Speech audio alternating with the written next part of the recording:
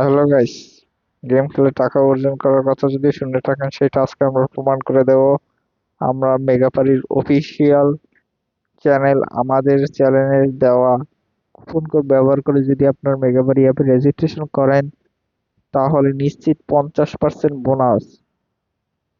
Coupon code হলো স্ক্রিনে দেওয়া আছে। এখন দেরি না করে কোনো ব্রাউজার থেকে মেগাপারি অ্যাপটি ইনস্টল করুন।